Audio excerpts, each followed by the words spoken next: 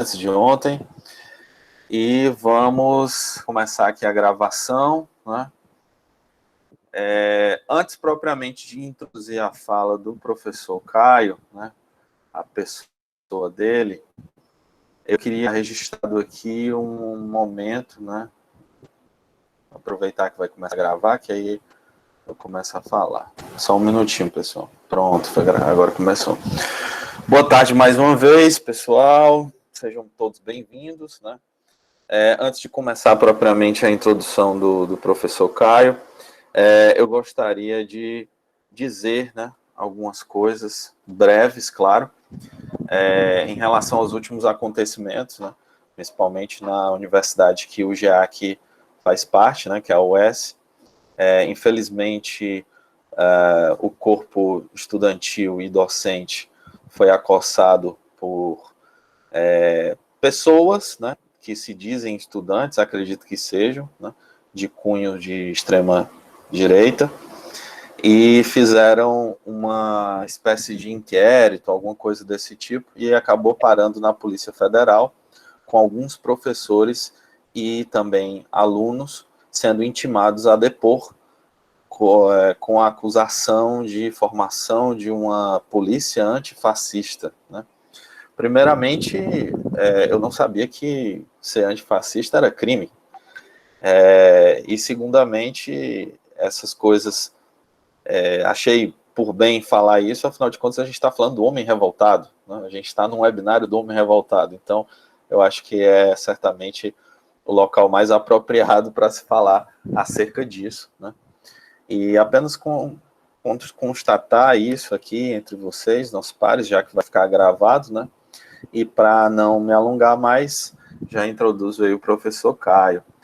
Caio Liudvik, né, pós-doutorando em filosofia pela USP, né, com graduação em ciências sociais e jornalismo, tradutor de, entre outros livros, de Camus, Sartre, O Fim de uma Amizade no Pós-Guerra, do Ronald Aronson, curiosamente um dos meus livros favoritos e presente de Natal da minha mãe, lá em meados de 2013. É uma honra estar mais uma vez contigo aqui, Caio. A palavra é toda sua. Muito obrigado, Igor. Que bom saber da importância, até afetiva, que o livro acabou tendo na tua trajetória. E, realmente, primeiro também me solidarizar, né, com o que você acabou de relatar. É um momento, às vezes, desesperador, mas não no sentido positivo, que o Camus fala do desespero, que ontem foi citado, né, do não esperar, do combater, em nome do combate, né, mas às vezes bate aquele desespero mesmo, né, do beco sem saída, assim, né, então tá sendo difícil suportar, e eu acho que, justamente como você falou também, um webinário como esse, e um autor como esse, vem muito a calhar, né, vem muito em socorro das nossas aflições, assim, né, é um companheiro de viagem, assim, indispensável para esses momentos, né, para todos os momentos de felicidade, momentos de ir para a praia, levando núpcias com a tiracolo para celebrar, né, a natureza, mas também ir para a guerra e trazer consigo o mito de Sísifo, o homem revoltado, enfim, caminha para todos os momentos e para um momento aflitivo como o de hoje, né, dos nossos tempos, então nem se fala. Então, já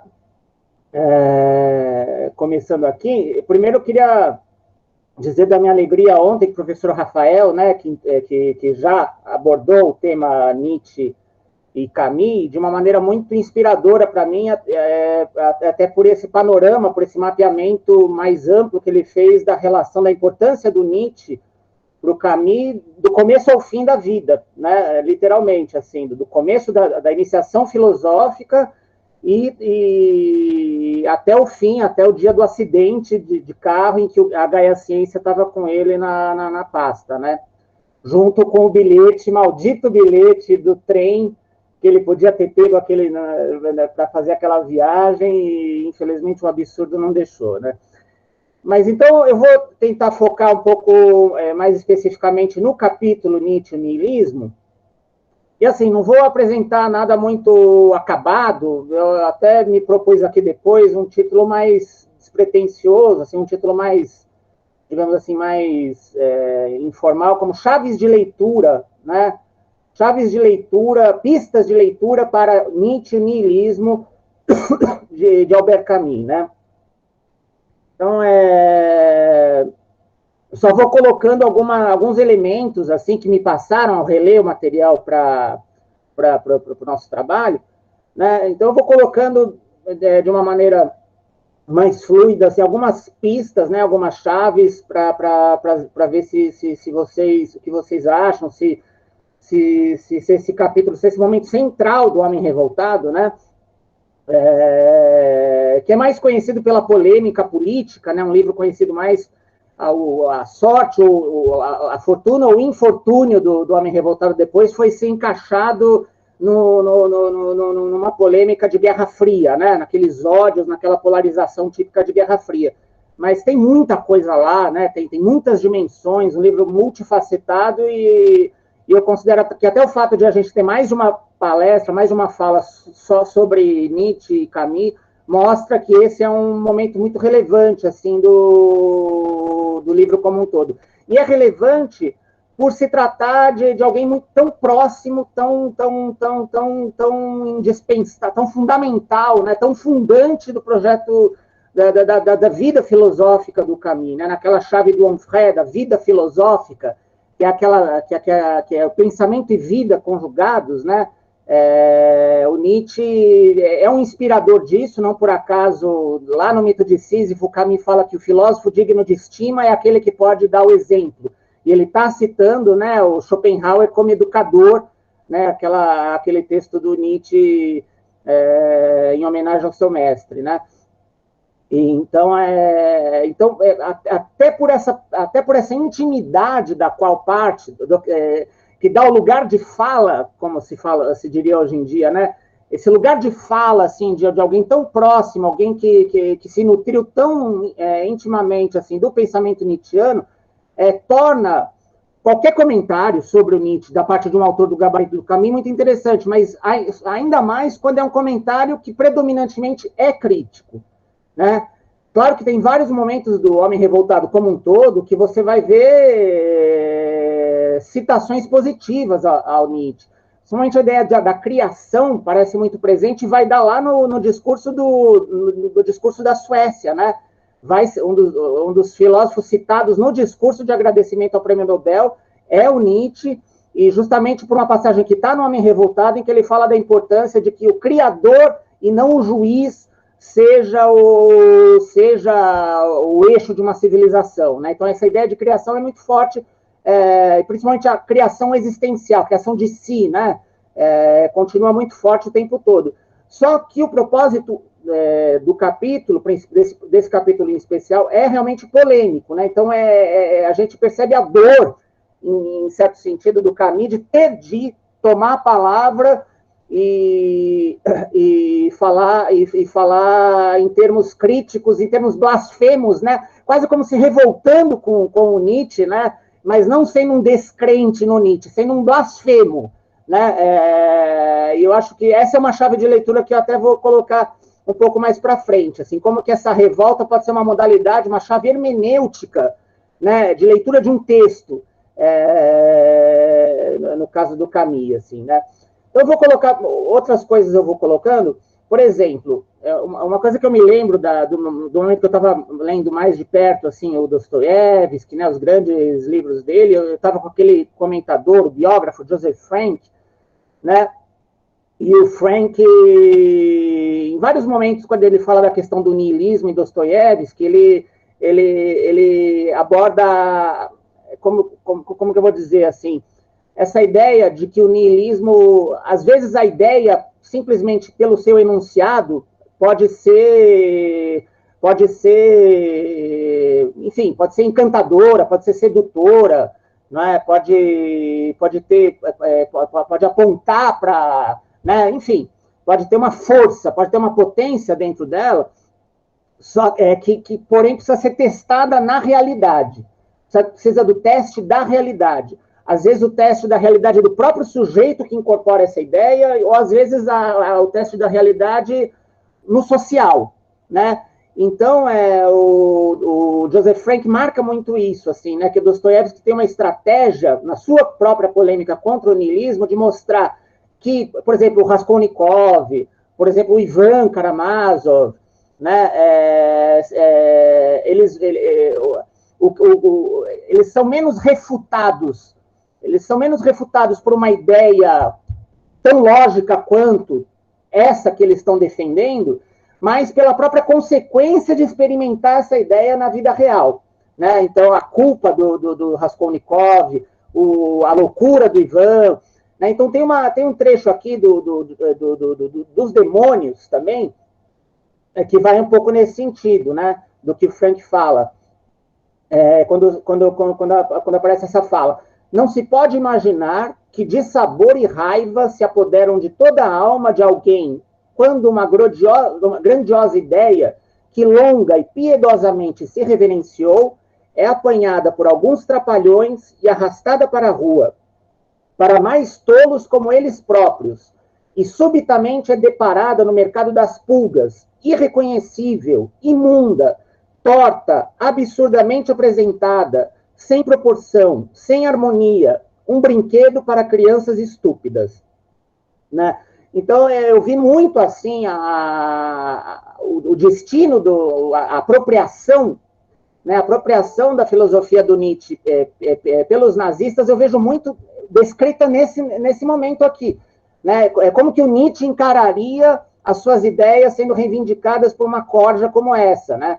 Que dissabor e raiva se apoderam de toda a alma de alguém, quando uma ideia grandiosa, ou seja, a filosofia, na transposição que eu estou fazendo, né, conceitos tão caros, tão difíceis, né, são fáceis de ler, são gostosos de ler, Nietzsche é uma delícia de ser lido, mas muito mais difícil de ser compreendido e de ser praticado, né?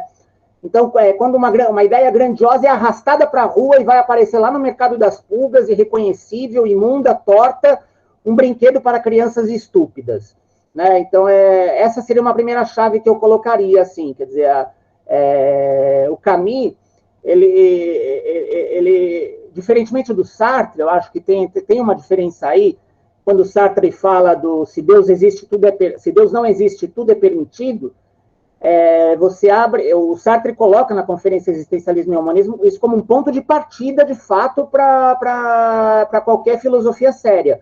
No caso do Camus, falar algo assim parece abrir espaço para qualquer tipo de criação de valor, né? Então, a liberdade que se dá para um sujeito que se livrou da crença em Deus, ou da crença num racionalismo, no imperativo categórico kantiano, é que você pode fazer qualquer coisa, pode acreditar no que quiser, e eu acho que não, é diferente no caminho isso, né? Quer dizer, a princípio você pode, não vai ter nenhum Deus que vai impedir o Hitler de fazer o que ele fez. Então, poder pode, né? Não tem nenhum filho da puta de um cara que enfia a faca e acabe com um tirano antes dele enfiar a faca num país como um todo.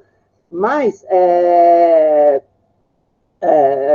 então, poder pode nesse sentido, né, de que não há, objetivamente no mundo, nada que impeça o mal, a barbárie, de, quando tiver força o suficiente, se prevalecer sobre os inocentes, né? Só que, num sentido ético superior, não. Né? Então, existe algo em nós, algo na nossa natureza, coisa que para o Sartre seria impossível cogitar, né? Que parece, como assim no Dostoiévski, tem efeitos negativos quando você introduz dentro de você mesmo uma ideia tóxica, uma ideia descabida, uma ideia fora da medida do humano, né? Isso vai afetar ou você mesmo, de várias formas, né? Te levando ao suicídio, te levando à loucura, te levando a tantas formas como o próprio Camus, ao longo do Homem Revoltado, vai mostrar, né? O Rambo, né? Tantas formas, assim, né? do sujeito se desvirtuar, se desencaminhar e acabar a vida de um jeito triste, né? Ou então na sociedade. Você joga uma ideia, né, que a princípio tem a sua legitimidade interna, tem a sua força interna, mas que cai numa dimensão de vulgaridade, né, do social, não que o social em si, né, e o Camus insiste muito nisso, né, de deixar de lado essa coisa de que não, o sábio tem que ficar que nem o Zaratustra, lá na montanha, nem o Zaratustra quis ficar mais, né, ele quis descer. Então, não é isso assim de achar que a sociedade como um todo é uma barbaridade, então não se envolva, não fique perto, fuja para as montanhas, né, como se diz. Não, o social tem que ser trabalhado, a gente tem que investir subjetivamente a nossa existência numa tentativa de aprimoramento do social, né? Mas o social tem dentro de si uma carga maligna também, a história, né? Tem dentro de si forças assim que apontam para a vulgaridade de uma tal forma que é preciso ter muito cuidado com as ideias que você formula com uma certa intenção e que vão chegar nesse social, nesse histórico, né, de uma forma distorcida. Né? Então, essa é a primeira chave. Quer dizer, aí eu peguei alguma coisa muito rápida assim para dizer sobre a polêmica do Nietzsche ser ou não um nazista, né? Tem aquele filósofo brasileiro, né, o Mário da Silva, se não me engano, que fala que o Nietzsche é um campo de batalha, né? O filósofo que foi um campo de batalha. Isso aconteceu ao longo da vida da recepção da obra nietzschiana desde o começo, assim, né? A irmã pegando os manuscritos, falsificando, inclusive o livro A Vontade e Potência é muito problemático nesse sentido do Camus usar como principal referência, né, da crítica ao Nietzsche nesse capítulo, justamente usar A Vontade e Potência, porque é um livro muito complicado, um livro que é uma obra que o Nietzsche não fez, podem ser fragmentos que ele deixou, né, e de uns anos para cá, até uma edição brasileira, né, procurou justificar a publicação dela, dizendo isso, que são escritos do Nietzsche. Tudo que aparece lá foi escrito em algum momento pelo Nietzsche, mas não se configura como uma obra, né? Não foi arredondada como tal, não foi endereçada para uma publicação naquele momento, naqueles termos, né? Então é problemático nesse sentido. Então, assim, já começou com a irmã dele, né, que tinha sido casada com um antissemita, enfim, tem toda aquela história, já começou esse drama das leituras em conflito, desse campo de batalha em torno do Nietzsche. E Jaspers, já nos anos 30, foi um dos primeiros a erguer a mão e falar, opa, Nietzsche não, meus amigos, Nietzsche não, minha gente. Vocês queiram emporcalhar o que vocês, né, é outra coisa, mas não venham mexer com a obra do Nietzsche, porque ela não é digna de vocês, assim, né? Então, isso já começou, e o Camus é um dos primeiros no pós-guerra também a tomar uma posição forte em relação a esse legado já de uma filosofia derrotada, né, como a filosofia nazista, né? Então é diferente, né, para o Jaspers, né, se ele tivesse alguma desonestidade intelectual, seria muito mais fácil para ele, no momento em que o nazismo ainda estava na crista da onda, tergiversar, né, de alguma forma tergiversar e não bater de frente dessa maneira. A leitura que o Camus faz já é de um momento em que o nazismo é uma filosofia derrotada, pelo menos provisoriamente, né, como a peste, nunca é derrotada completamente, mas então é uma das primeiras leituras fortes nesse pós-guerra, tentando marcar uma posição nesse campo de batalha sobre a recepção, a triste história da recepção da filosofia do Nietzsche ao longo das primeiras décadas do século XX, né? Então, assim, só para marcar, por exemplo, uma diferença que eu estava vendo ontem, assim, né, do Nietzsche em relação à ideologia nazista como um todo, a gente tem no Humano Demasiado Humano, parágrafo 475, né, um elogio muito forte aos judeus, né? Então, assim, deixa eu ver o que eu tinha marcado aqui. Enfim, depois eu posso voltar. Diga-se de passagem que o problema dos judeus existe apenas no interior dos estados nacionais, na medida em que neles a sua energia superior, a sua energia, né, dos judeus, e superior inteligência, o seu capital de espírito e de vontade, acumulado de geração em geração em prolongada escola de sofrimento, devem preponderar numa escala que desperta inveja e ódio, de modo que em quase todas as nações de hoje, quanto mais nacionalista é a pose que adotam, aumenta a grosseria literária de conduzir os judeus ao matadouro, como bodes expiatórios de todos os males públicos e particulares. Então, é um momento muito claro, assim, né? Até antecipando assim, a tragédia do Holocausto, quando fala da condução dos judeus ao matadouro como bodes expiatórios, e bodes expiatórios da inveja e do ódio, né? Então, quer dizer, do ressentimento, que é uma das coisas que o Camus mais, que o Nietzsche mais deplora, né? Então, assim, já tinha muitos elementos na filosofia do Nietzsche, apesar de outros tantos, como o Camus fala, né? Uma das coisas que fascinam no Nietzsche é a capacidade que ele tem de nos oferecer instrumentos para combater as coisas erradas que ele mesmo fala, né?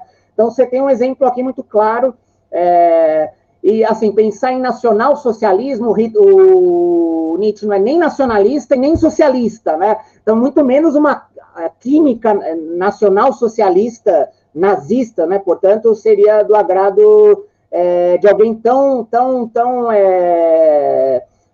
apóstolo, né, da individualidade, da liberdade de pensamento, né, da autenticidade, da ideia da autenticidade, mas não no jargão da autenticidade, né, que o Adorno vai falar em relação ao Heidegger, né, então seria muito complicado você anexar a filosofia do Nietzsche dessa maneira como se fez.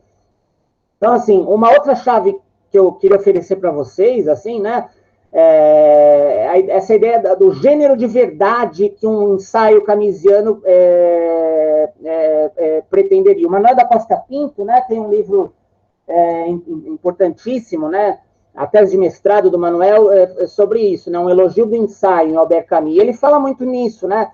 Ele fala nessa ideia, ele retoma essa tradição francesa do ensaio como um gênero discursivo típico da subjetividade moderna, né? Começa com Montaigne, né? Então, portanto, tem uma afinidade estrutural com uma certa visão cética do mundo, assim, diferente do tratado, né, com a sua impositividade, com a sua axiomática, com a sua, né, com a sua estrutura maciça de argumentação e de demonstração. O ensaio, né, a tentativa, né, é um gênero muito mais aberto, tanto que até foi falado ontem, né, acho que anteontem, sobre a questão da bibliografia, que não é citada, não tem uma bibliografia no final do Homem Revoltado. Então, quer dizer, o Camus fala mais de si do que propriamente dos autores, ele fala mais das suas próprias obsessões, né? Ele chegou a falar num certo momento que o Homem Revoltado seria uma espécie de autobiografia, né? Camuflada. Então, assim, eu acho que é preciso esse cuidado também nesse sentido, né? Seja quando se vai acusar o Camus de não ter analisado historicamente o que é um processo revolucionário concreto, né, e tal, ou seja, quando vai se criticar a maneira como ele dialoga com os autores, acho que é importante não perder de vista esse gênero de verdade muito particular de um ensaísta da tradição que o Camus reivindica para si, né? Então, a preocupação do Camus, desde o início, é mostrar o quê? É uma genealogia, então a gente tem um outro elemento importante de afinidade com Nietzsche, né? Assim como Nietzsche vai mostrar na genealogia da moral, mais ou menos, grosso modo, uma dualidade de moral de escravos e moral de senhores, né? E a maneira como, ao longo do tempo, a luta entre elas vai se colocando e se recolocando. O Camus vai fazer uma espécie de genealogia, não dessas duas morais, mas uma genealogia dessa dicotomia, né, da revolta e das suas degenerações, né, uma das quais a revolução, né, a principal, né, em questão aqui, a revolução no sentido totalitário. Eu vou me empolgando aqui, vou ficando. Vou pegar uma água aqui. Só um minutinho. Eu já volto, tá?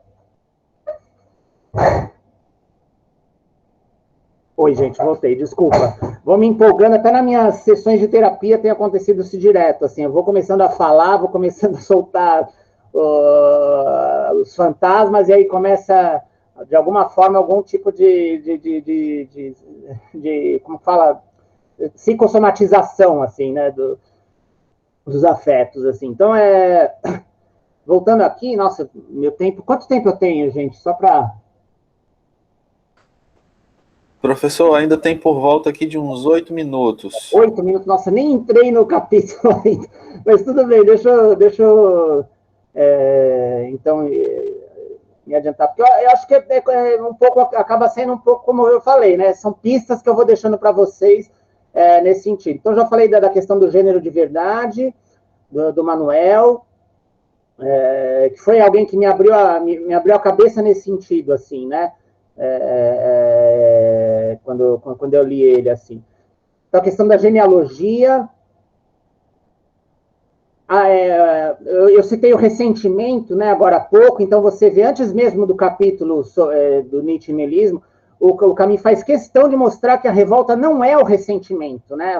Ao distinguir a revolta e o ressentimento, ele mostra que o que ele vai defender como positivo nessa ambiguidade, né, nessa tensão de opostos, ao contrário do que o Nietzsche, por exemplo, do que a crítica reacionária costuma muitas vezes falar, né, que o socialismo é uma questão de inveja dos que não têm, né, a cobiça dos fracos, né, a inveja em relação aos que têm e tal.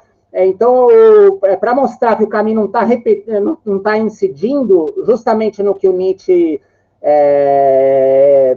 tentaria desconstruir, né, tentaria mostrar por detrás desse sentimento da revolta, o Camus fala muito claramente, o ressentido inveja o que não tem, já o revoltado defende aquilo que ele já é, né? Então ele não está querendo tirar do outro, ele não é movido por uma deficiência dele e por uma vontade de tirar do outro, né? Ele está reivindicando o direito a ser o que ele já é, né? Então, e aí eu acho que eu posso entrar nessa questão que eu tinha esboçado agora há pouco, né? O Camus insiste de diferentes maneiras na ideia de que a autêntica revolta tende sempre a um limite. Por mais que a revolta, quando a gente pensa na palavra revolta, a gente pensa em aspectos como indignação, ira, né, aspectos emocionalmente carregados, assim, né, fenômenos afetivos carregados, assim. Porém, a gente lendo o Camus, a gente percebe que a revolta na sua autenticidade, na sua originalidade, ela tende a uma moderação, né? Ela tende a um equilíbrio, né? Ela reconhece a ambiguidade das coisas, a impossibilidade de resolver as coisas em qualquer tipo de sistema e, portanto, em qualquer hierarquização absoluta do bem e do mal nesse sentido. Claro que tem o bem, quer dizer, mesmo quando ele fala que o mal seria o assassinato, ele fala que em alguns momentos o assassinato, quer dizer, quando você pensa nas cartas ao amigo alemão, ele não vai falar, meu amiguinho alemão, vamos se abraçar, né, para com isso, tenta rever seus conceitos, né, quer dizer, não é isso, tem momentos em que é preciso partir para o pau, assim, né, mas, então, assim, nem nesse sentido dá para dizer que o assassinato é um mal absoluto, é uma ideia inaceitável, só que a revolta tende a uma dimensão de equilíbrio, né? E eu acho que é isso que o Camus aplica na leitura dele, né? Do Nietzsche. Quer dizer, tem um momento que o Camus fala também que ele deve uma parte do que ele é ao Nietzsche, né? Então é como se, ao fazer essa crítica ao Nietzsche no capítulo Nietzsche e Nihilismo, ele estivesse reivindicando a afirmação dessa parte de si mesmo, para voltar naquela coisa da subjetividade do ensaio, né? Assim como o revoltado nega para afirmar, o Camus faz a mesma coisa com Nietzsche. Ele nega uma parte do Nietzsche, que é a parte que não é do próprio Camus, que é essa parte que autoriza de alguma forma assassinato, né? Que diz que aí eu já vou antecipando assim, né? O que o Camus vai falar em relação ao amor fati ao longo do texto. O amor fati tinha sido uma coisa muito preciosa para o Camus na juventude, os primeiros ensaios dele, a gente vê muito isso, assim, né, essa ideia da entrega ao cosmos, né, da entrega do sujeito, da tentativa das núpcias, né, núpcias é um sim, é dizer sim no altar, né, Então, quando o Camus estava na Argélia, vivia aquela dimensão de felicidade, aquela dimensão de êxtase, não alienado, porque ele sabia que tinha pobreza, tinha que denunciar a pobreza, então ele fazia reportagens sobre isso e tal, mas a beleza era algo para o qual o Camus olhava, né, e dizia sim. Né? Então, nesse sentido, o amor fati era uma dimensão preciosa da vida filosófica, né? Da escultura de si mesmo que o Camus tinha construído. Mas, nesse Professor, momento... Pois não. 5 minutos. Tá ok, então eu vou acelerando aqui só para acabar. Então, o que vai acontecer no Homem Revoltado é a denúncia da má leitura política que esse amor fati pode ter. Então, se você aceita tudo o que acontece, se você aceita tudo o que há de mal, de problemático, etc., você aceita o assassinato também, né? Então, nesse sentido, essa é a parte do Nietzsche que não é Camus, que ele precisa denunciar num gesto de revolta, né, para poder melhor afirmar no pensamento mediterrâneo, né, em momentos mais finais assim do livro, para poder reatar, mesmo no capítulo sobre a arte, né, tem vários momentos assim de diálogo com a estética nietzschiana, então você tem a possibilidade de reafirmação do criador, né, que eu estava citando agora há pouco, quando você fez a negação, né, a negação do que não é o verdadeiro Nietzsche, ou seja, o verdadeiro Camus, né, por detrás disso. Então, acho que eu já citei aqui, acho que eu posso ficando por aqui, não consegui entrar na leitura interna mesmo do capítulo, né, mas eu recomendo também a leitura do Marcelo Alves, né, um mestrado muito interessante, que se chama Caminho entre o Sim e o Não a Nietzsche, é muito esclarecedor, ele faz toda uma genealogia assim, da relação do Nietzsche, desde das núpcias da juventude mesmo, até o choque assim, do homem revoltado, e assim, eu deixo essas citações do Nietzsche para dizer assim, que também, por isso que o Camus fala que não é só assim, foi mal lido, foi mal compreendido, é culpa da imprensa, né? Muitas vezes se fala assim, então é culpa da... Então, no Nietzsche tem elementos, isso o Camus não perdoa nele, precisa denunciar nesse momento, tem elementos perigosos, né? Então, por exemplo, quando o Nietzsche fala, deixa eu ver onde que está aqui, na Gaia Ciência, parágrafo 26, né? O que é viver? Significa expulsar constantemente algo que quer morrer. Significa ser cruel e implacável com tudo que se torna débil e decrépito em nós e não só em nós. Viver significa, pois, não ter piedade para com os moribundos, os miseráveis, os anciãos. Ser um permanente... Não, é uma pergunta, né? Desculpa. Viver significa, pois, não ter piedade para com os moribundos, os miseráveis, os anciãos. Ser um permanente assassino. Todavia, o velho Moisés diz, não matarás. E aí, no Além do Bem e do Mal, só para concluir, a vida mesma é essencialmente apropriação, ofensa, sujeição do que é estranho e mais fraco, opressão, dureza, imposição de formas próprias, incorporação e, no mínimo e mais comedido, exploração.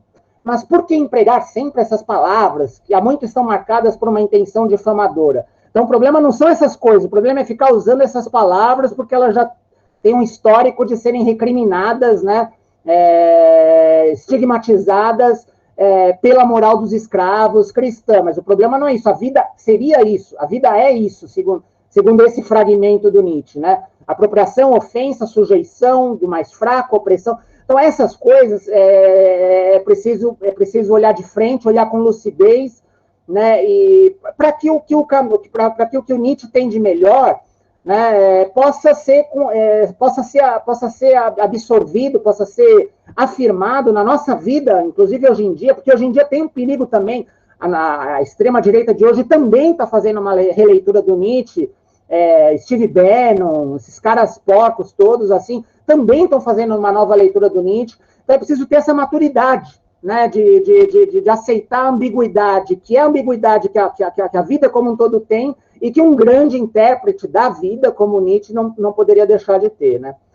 Então é isso. Agradeço muito novamente e fico à disposição. Muito obrigado, professor Caio. As perguntas que foram feitas ao final da fala da Samara, a gente junta tudo e aí realiza as perguntas. Eu acho que é alguém. Pronto. Vamos agora falar com a Samara. Eu acho que eu estou escutando a minha voz, não? Sim. Alguém está com o microfone aberto? Eu acabei de abrir o meu. Mas eu acho que tu está no fone, aí não tem problema não. Tá. Mas vamos lá. Samara, seja muito bem-vinda. A Samara é doutora em literatura francesa pela Universidade de São Paulo, dedicou sua tese ao estudo do manuscrito e da gênese do último romance de Camus, O Primeiro Homem, né? Ela é membro da Société des Études Camusiennes, colaborou com a organização da exposição O Brasil, da Desmedida, Albert Camus no Brasil, e com a tradução dos primeiros cadernos do escritor para o português brasileiro, né, da EDRA, de 2014. Desde 2008, publicou diversos artigos sobre a obra camusiana, também no Brasil quanto na França. Seja muito bem-vinda, Samara. Muito obrigada. A questão da apresentação, eu já coloco logo agora? Isso, e aí eu vou só pedindo para você passar o slide, então, para o slide seguinte. Ok, eu vou colocar aqui, só um minutinho. No meu texto eu tenho tudo organizado aqui, aí eu vou só pedindo para passar. Bom, desejo boa tarde a todos que estão aí no Brasil. Bom, gostaria primeiramente de agradecer muitíssimo pelo convite, pela oportunidade de participar desse evento. Como eu estava falando com o Igor essa tarde, que reúne um pouco os camusianos que estavam espalhados, né, pelo Brasil, permite que a gente converse, que a gente se reúna, né, que a gente escute pessoas que estavam, né, desenvolvendo seus mestrados, doutorados. Então é muito legal, porque aqui na França, como o Igor citou, nós temos a Société des Études Camusiennes, que reúne os camusianos da França, né, e temos outras sociedades também no Japão, tem a Sociedade da América Latina, para quem se interessa, também, cuja sede é na Argentina. Então, muito obrigada mesmo pela oportunidade, parabéns a todos que organizaram uma excelente iniciativa, em especial queria agradecer ao meu amigo João Ricardo também pelo convite, por toda a assistência desses últimos dias. Bom, eu vou passar para a minha apresentação, que se chama O Verdadeiro Homem Revoltado é um Artista, e pelo que eu percebi pelos perfis de todos, né, da maioria das pessoas que apresentaram as suas conferências, a maioria vem do meio filosófico, né, então eu gostaria de dizer que o meu título não é uma provocação para vocês, porque eu não sabia ainda quem ia participar no momento em que eu dei o meu título, então não é uma provocação.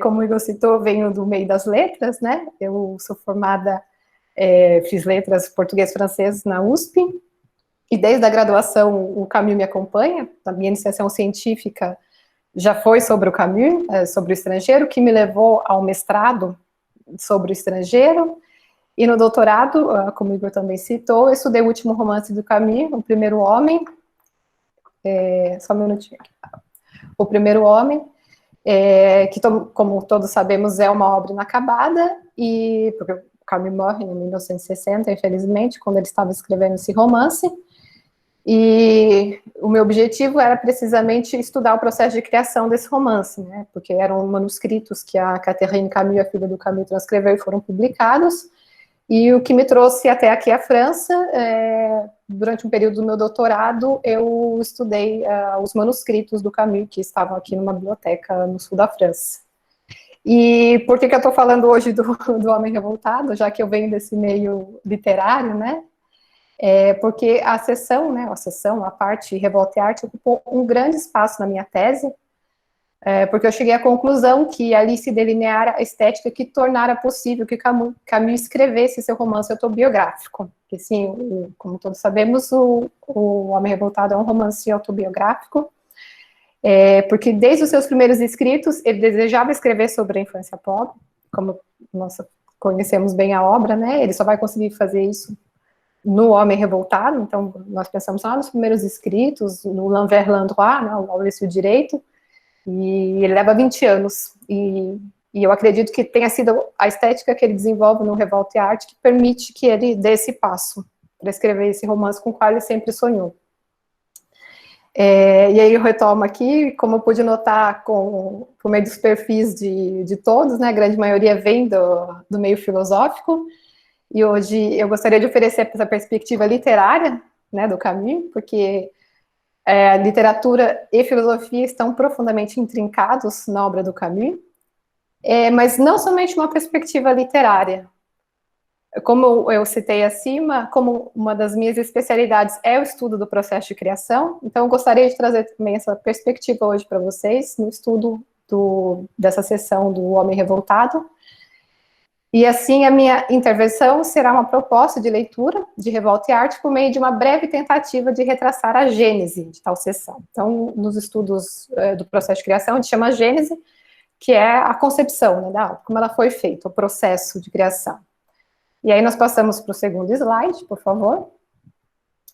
Bom, para tal, nós temos à disposição 4 tipos de documentos, que eu cito aqui. O manuscrito da conferência, eu vou explicar depois por que eu chamo de conferência, né, não de sessão.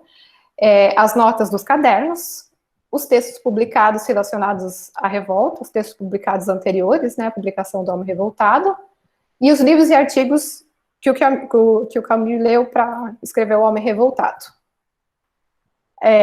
Mas não se trata de um esforço para simplesmente satisfazer a nossa curiosidade, né?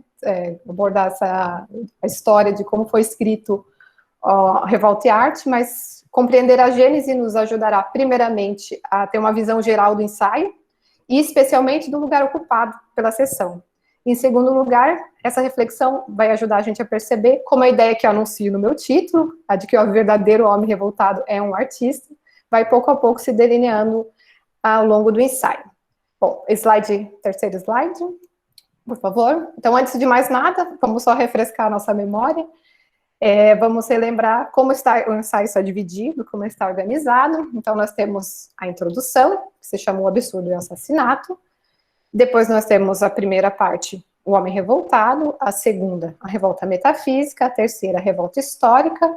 A quarta, Revolta e Arte, e a quinta, o Pensamento Mediterrâneo. E no slide seguinte, nós vamos ver aqui como a seção Revolta e Arte está dividida. Ela está dividida em 3 partes: romance e revolta, revolta e estilo, e criação e revolução.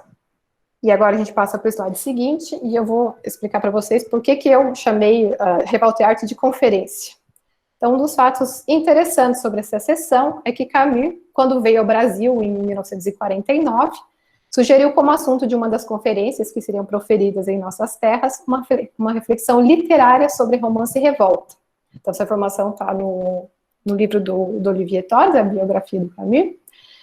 Então, foi uma carta, né, para o Adido Cultural. Ele sugere também uma conferência sobre a crise espiritual do mundo contemporâneo, que ele chama Les Embarras de la Violence, ou Nous Autres Meurtriers, que depois vai ser a Era dos Assassinos, e eu acho que não lembro como foi traduzido em português, O Tempo dos Assassinos, né? Eu acho que foi isso.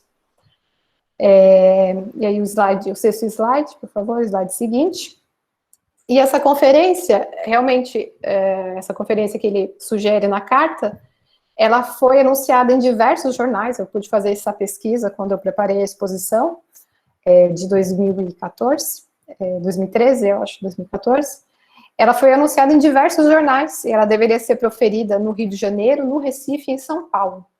Mas o fato interessante é que não houve nenhuma repercussão dessa conferência, nenhum comentário, resumo nos jornais, o que não ocorreu no caso das outras conferências, que a gente encontra vários resumos, vários comentários, né, nos jornais. E o que nos leva a pensar que ela talvez tenha sido substituída por um moralista da revolta, Chamfort, que é uma conferência que a gente encontra até mesmo resumo, até mesmo a Maria da Saudade, a esposa do Jaime Cortesão, traduz essa conferência, que é um texto que ele tinha publicado em 44. Já era um texto publicado que ele aproveita na viagem ao Brasil. Então, nós podemos imaginar que talvez Romance e Revolta, enquanto conferência, não tenha sido proferida no Brasil.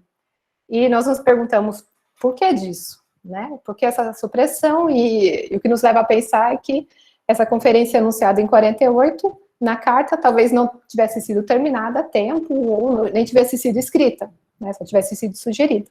Mas o fato é que existe um texto que leva esse título, um texto manuscrito que leva esse título, e eu o consultei em 2014 no Museu de Cartas e Manuscritos de Paris, que infelizmente fechou, o que levou ao leilão desses documentos. Então, nós passamos para o slide seguinte, eu vou falar do manuscrito agora. Pode passar, por favor, obrigada.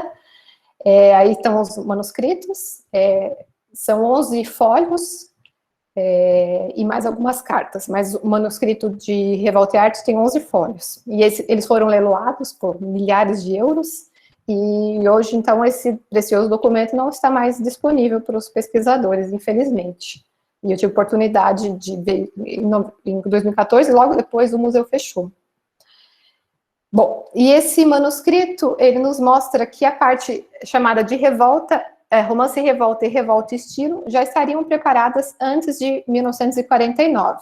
E o que me leva a pensar isso é que, como vocês podem observar, o Camus utilizou o papel timbrado do jornal Combat, onde ele foi editor entre os anos de 44 e 47. É claro que é uma suposição, né? Ele pode ter guardado o papel, escrito isso depois, mas normalmente ele usava o que estava na mão dele, né? O que a gente percebe nos manuscritos, quando a gente estuda. E, então, segundo o Roger Quillot, que pôde consultar o manuscrito para a primeira edição das obras completas, se trata realmente de um texto de uma suposta conferência. E tal manuscrito havia ficado em poder da Suzanne Agnelli, que na época era a secretária do Camus, e a quem talvez tenha sido dada a tarefa de datilografar o documento, e a quem talvez o Camus presenteara com o manuscrito, porque era o costume dele fazer, presentear os amigos com manuscritos. E, então, esse manuscrito ficou conhecido como o manuscrito Agnelli, por causa do nome da secretária. Mas da versão datilografada, nós não temos notícia, pois ela não aparece em nenhuma listagem dos arquivos que conservam hoje os manuscritos do Camus. O que acontece, por exemplo, com a conferência Le Temps des Meurtriers, que é o Tempo dos Assassinos, que a gente tem 2 datilogramas, por exemplo, conservados hoje. E aí o Raymond Guay-Crozier, que também teve acesso a esse manuscrito, e a todas as outras versões do Homem Revoltado. A gente tem 2 versões completas, é o chamado manuscrito Harvard, que está na Universidade de Harvard, e o manuscrito Char, que foi o manuscrito que ele deu para o René Char, que é um poeta que era amigo dele, e afirma que a redação dessa sessão foi uma das que menos sofreu alterações.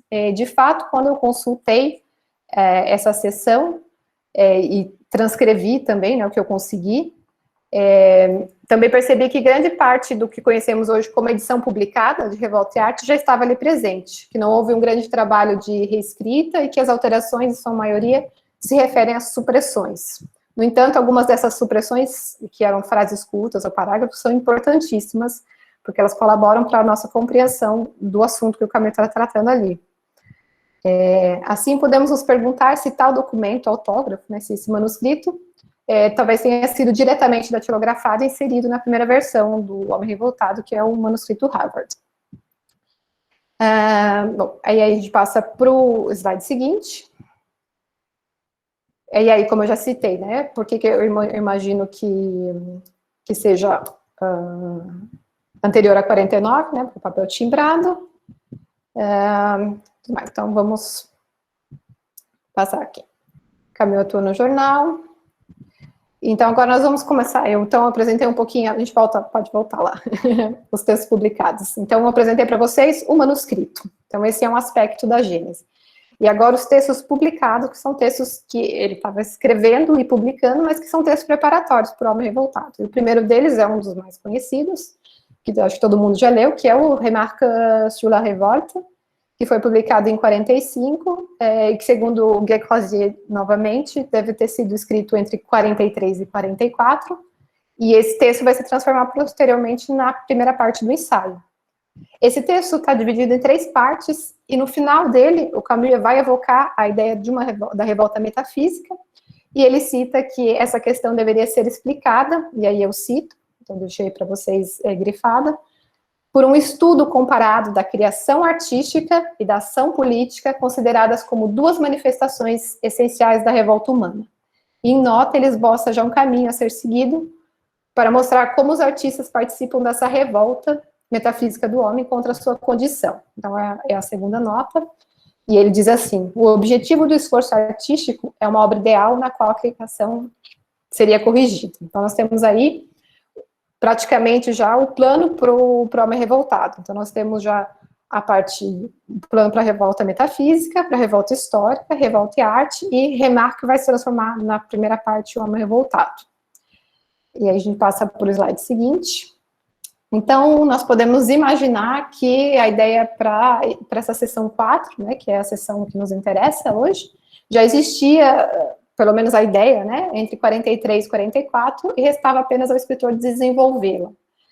Então, a necessidade de escrever sobre a relação entre criação e revolta, porém, não me parece um site isolado do Camus, porque já segue a linha estabelecida no mito do Sísifo, que já contava com uma seção para abordar as relações entre criação e absurdo. E, na verdade, o que nós vamos ver no slide seguinte, por favor, é que tal desenvolvimento é uma das consequências lógicas, né, assim, lógicas do absurdo, se a gente pode usar lógica e absurdo na mesma frase, como conclui Camus, uma nota de dezembro de 42. Então, ele diz assim: desenvolvimento do absurdo. Se a preocupação fundamental é a necessidade de unidade, se o mundo ou Deus não podem satisfazê-la, cabe ao homem fabricar para si mesmo uma unidade, seja se distanciando do mundo ou no interior do mundo. Assim temos restituídas uma moral e uma sese que ainda precisam ser deslindadas. Então, a tradução é minha. Então, aí eu grifei para vocês, e eu gostaria que vocês guardassem essas duas palavras que eu sublinhei, que são necessidade de unidade e fabricar para si mesmo essa unidade, que elas vão ser importantes para o que vem depois. E aí, ao longo dos cadernos, se vocês lerem, né, os cadernos, nós vamos vendo como essa ideia de que a criação artística é uma das manifestações da revolta metafísica, vai um pouco se delineando. E, portanto, que a revolta prescinde de uma estética, e que essa estética vai ser a da criação, ou da correção da criação, que ele vai desenvolver também em outras notas. E aí a gente passa isso para o slide seguinte, e essa nota é de 1943, e na verdade não é uma nota do próprio punho do Camus, é uma anotação, né, de uma citação que ele tira de um artigo que ele leu, um artigo que se chama Encore Peggy, do Roger Secretin, que foi publicado em agosto, setembro, da revista Cahiers du Sud, e aí vamos ler juntos essa citação que ele anota. Para mim, a criação contra Deus, entre aspas, um crítico católico, Stanislas Fumet, afirma que a arte, não importa o seu objetivo, estabelece sempre uma concorrência culpada em relação a Deus. E aí, essa partezinha aí é uma citação do próprio artigo. E aí ele coloca, também Roger Secretin, Cahiers du Sud, existe até mesmo uma poesia que tira seu brilho da ausência de Deus, que não especula acerca de nenhuma salvação, que não aponta para além de si mesma, esforço humano, recompensado terrenamente para preencher os vazios dos espaços. Então, nós vamos trabalhar só a primeira parte da citação aqui, onde ele cita o Fumet. E aqui, interessante é que nós não vemos uma menção à criação corrigida, mas o que ele chama de minha criação contra Deus. Então, o que é isso? Em seguida, né, vem essa citação de segunda mão do Stanislas Fumet, que é um crítico católico, como ele diz, o que leva ao Camus a concluir, eu não coloquei aí, mas ele conclui que não existe meio termo entre uma literatura apologética, ou seja, uma literatura que defende os valores da fé, e uma literatura de concorrência, pois, como desenvolverá no ensaio, ambas não habitam o ambiente do sagrado, seja para louvar a Deus, numa literatura apologética, ou para blasfemar contra ele. E essa frase do crítico do Stanislas Fumet vai ser recuperada, inclusive, no Revolta e Arte. Então, nós temos aqui outros termos importantes, que é literatura de concorrência e criação contra Deus. Então, nós passamos para o slide seguinte. Mas o que nos importa é... você pode passar, Igor, por favor, que eu coloquei uma imagenzinha da edição, está disponível na internet, para quem quiser ler, vocês procurarem, hoje em dia, né, está tudo disponível, é muito bom para os pesquisadores, então, só para vocês verem. Mas o que nos importa é que nós já podemos observar as bases para todo o desenvolvimento da parte 2 do ensaio, que é a revolta metafísica, na qual Camus tentará mostrar o esforço de variados escritores em manifestar sua revolta por meio de uma criação construída contra Deus, em concorrência a ele, portanto, blasfema antes de qualquer coisa, pois a blasfêmia, como o Camus afirma no ensaio, é uma participação no sagrado. Eu não vou ter tempo aqui para retraçar e retomar todos os autores que o Camus cita nessa parte, mas eu gostaria de chamar a atenção para o fato de que, quando ele vai tratar da revolta metafísica, ele vai estudar a revolta metafísica, sobretudo a partir da obra de romancistas e poetas. Então, isso é uma coisa importante para a gente guardar. E daí, porque isso explica um pouco o meu título. E então o Camus começa, vou falar só do primeiro, e bem rapidamente. O Camus começa por Sade, que ele identifica na subseção intitulada Um Homem de Letras, porque ele identifica como o primeiro dos artistas que direcionou a revolta para os caminhos da arte. Então, o Sade aparece desde a época que o Camus escreveu Inteligência e o Cadafalso, e lá ele já era considerado como homem de letras perfeito. Então, durante muito tempo, a obra do Sartre foi proibida de ser lida na França. E ela foi reabilitada exatamente no início do século XX, pelo um poeta, né, o Guillaume Apollinaire, e em seguida pelos surrealistas, e o que seria uma razão a mais para que Camus citasse. Então, o Sartre tinha voltado a ser lido nessa época. Em grandes linhas, né, não vamos entrar aqui nos detalhes, nós podemos dizer que Sade, por meio dos seus livros, defende o ateísmo e contesta a moral cristã. Mas aí eu vou falar agora também de outro livro que o Camus leu, que foi importantíssimo para ele, esse livro aí que eu coloquei a imagem para vocês, que se chama Sade mon prochain, seria, em tradução livre, Sade, meu semelhante, eu traduziria assim, meu próximo, né, de Pierre Klosowski, e o Camus cita o Klosowski no Homem Revoltado, e ele vai, aí a tese do Klosowski vem nuançar um pouco a perspectiva que o Camus tem. Porque o Klosowski vai dizer que o ateísmo de Sade é paradoxal, porque por meio dos seus personagens, ele blasfema o tempo todo contra Deus, né? Mas por que blasfemar contra o Deus cuja existência se nega? E essa será precisamente o caminho escolhido por Camus, Sade como o primeiro dos blasfemos, como o primeiro dos revoltados estéticos contra um Deus criador. Então, por isso que o Sartre é tão importante para o Camus. Então, nós passamos para o slide seguinte. Mas, muito mais do que apenas blasfemar em suas obras, o Marquês de Sade quer concorrer contra Deus com sua obra artística, e ele diz isso abertamente. Ele fala até, o Camus cita, né, que é uma passagem impressionante, que o Sade diz que, se ele pudesse, ele destruiria até mesmo a natureza, né, mas ele não consegue, ele fica desesperado por isso. Mas, contra o que o Marquês se revolta? E aí eu cito o Camus, contra uma divindade criminosa que esmaga o homem e o nega, o que o leva ao seguinte raciocínio extremo: se Deus mata e nega o homem, nada pode proibir que se matem e se neguem e se matem os semelhantes. Mas Sade, ele não vai ter as últimas consequências, né? Ele não vai conseguir instaurar essa lei do crime, então o que ele faz? Ele é um artista, ele vai criar. Então o Camus vai dizer que ele vai criar um universo na exata medida dessa lei, em que, e aí eu cito o Camus, a exigência de unidade que a criação não realizou se satisfaz a qualquer preço em um microcosmo. E essa palavra é super importante para a gente, microcosmo. A gente vai ver por quê. Aí eu continuo a citar Camus. Sade, então, cria lugares fechados, castelos de onde é impossível escapar e onde a sociedade do desejo e do crime funcionam sem conflitos. E foi assim que Sade, conclui Camus, se tornou o precursor dos campos de concentração.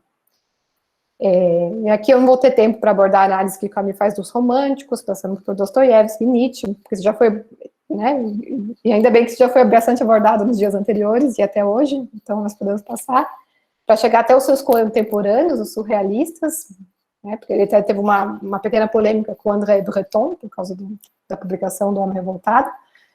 Mas o nosso objetivo aqui é mostrar que tanto o Sade quanto os românticos, por exemplo, na sua obra, eles tentaram concorrer contra Deus e manifestar sua revolta contra a injustiça, mas eles criaram somente obras que exaltaram a violência, a morte e a aniquilação. Essa é a conclusão do Camus.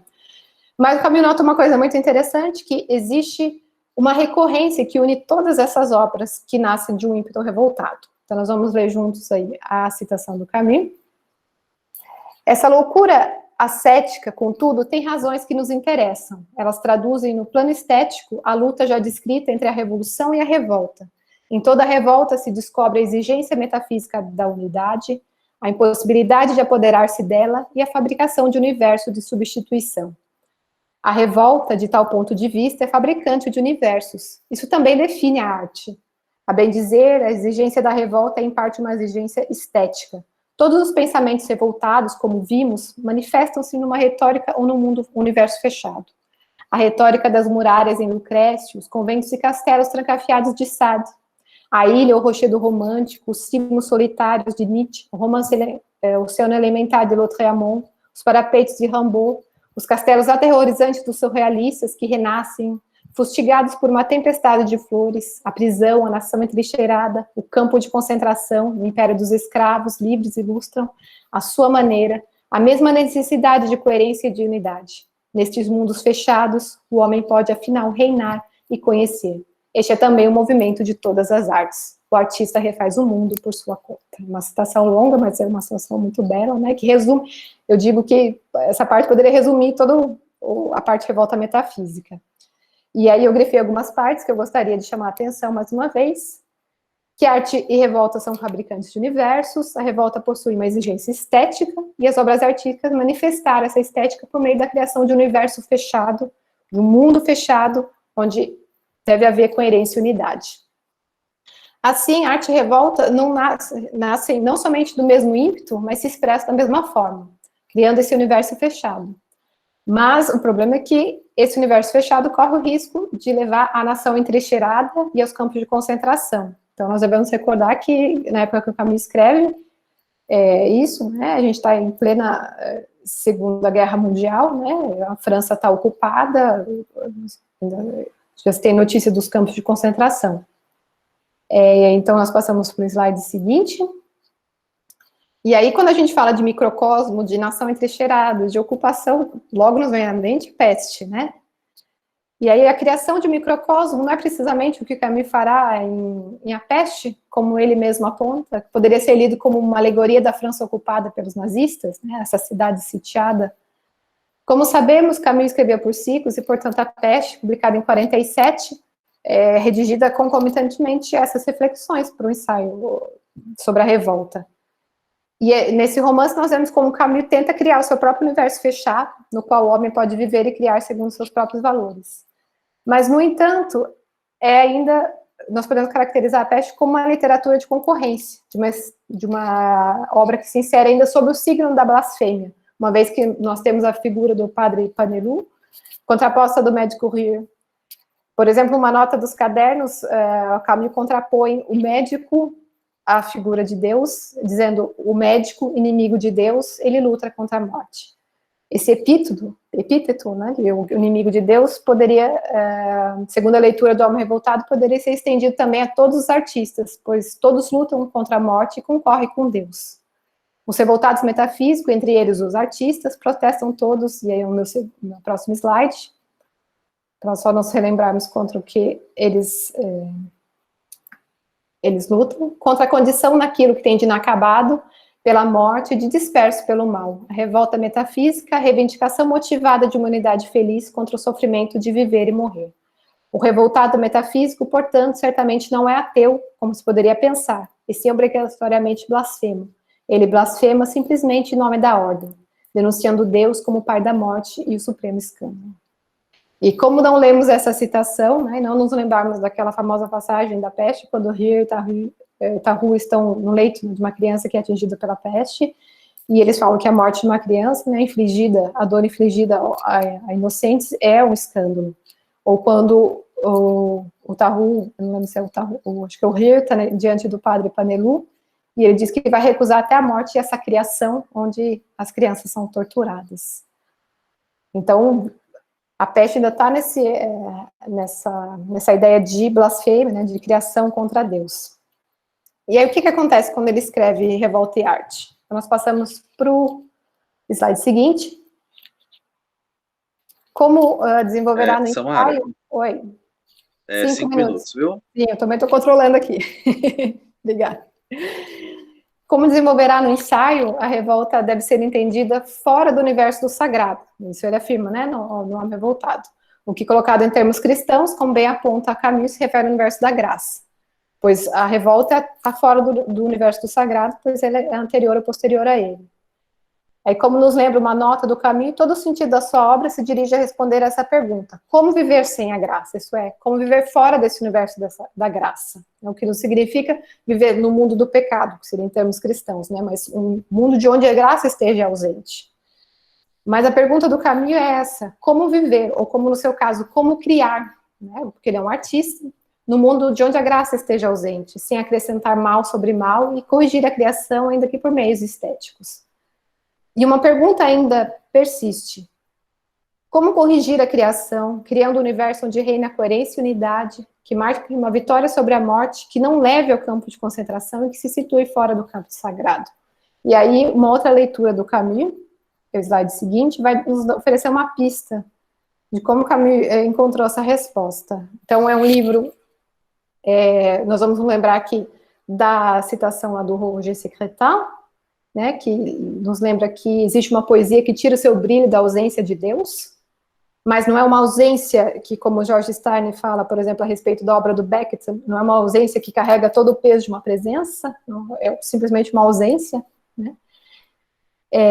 E nós podemos observar nesse apontamento do Camus, que talvez ele procure precisamente por uma forma de revolta manifestada por meio de obras artísticas que não seja simplesmente uma concorrência contra Deus, ou melhor, obras na qual essa concorrência não esteja colocada em cena, declarada, uma obra na qual a questão de Deus seja completamente alheia. E aí, um livro que ele lê, nessa época, é um livro do François Mauriac, que é um romancista e um crítico católico, que se chama Du côté de chez Proust, no caminho do Proust, né, uma brincadeira com o título do livro do Proust, Du côté de chez soi, no caminho do soi, que é de 47, e nós sabemos que Camus lê essa obra porque ela é citada no Homem Revoltado. E um dos textos, o Mauriac declara que Deus está terrivelmente ausente da obra de Marcel Proust. Então, eu coloquei para vocês. Ou ainda, a arte de Marcel Proust reconstrói um universo onde verdadeiramente os seres, os sentidos, as cores e os odores se respondem uns aos outros. Nesse mundo recriado, jamais se revela uma preocupação de ordem religiosa. Então, que poderia ser uma grave crítica, né, para o Mauriac, que era um escritor católico, revela-se como uma verdade esclarecedora para o Camus. Porque na seção Revolta e Arte, e aí nós passamos para o slide seguinte, o Camus primeiramente constata que, como todos os escritores revoltados metafísicos, o esforço do Proust foi também criar, né, eu coloco a citação no slide seguinte, o esforço do Proust foi também criar, a partir da realidade contemplada com obstinação, um mundo fechado, insubstituível, que só pertencesse a ele e marcasse sua vitória sobre a morte, sobre a transitoriedade das coisas e sobre a morte. E mais adiante, Camus, fazendo uma referência explícita ao ensaio do Mauriac, dá um novo sentido à observação do escritor católico. Já se disse que o mundo de Proust era um mundo sem Deus. Se isso for verdade, não é porque ele nunca fala em Deus, mas porque este mundo tem a ambição de ser uma perfeição completa, de dar à eternidade o semblante do homem. O tempo reencontrado, pelo menos em sua ambição, é a eternidade sem Deus. A obra de Proust, a esse respeito, surge como um dos empreendimentos mais ambiciosos, mais significativos do homem diante de sua condição mortal. Ele demonstrou que a arte do romance refaz a própria criação, tal como ela nos é imposta e tal como nos é recusada.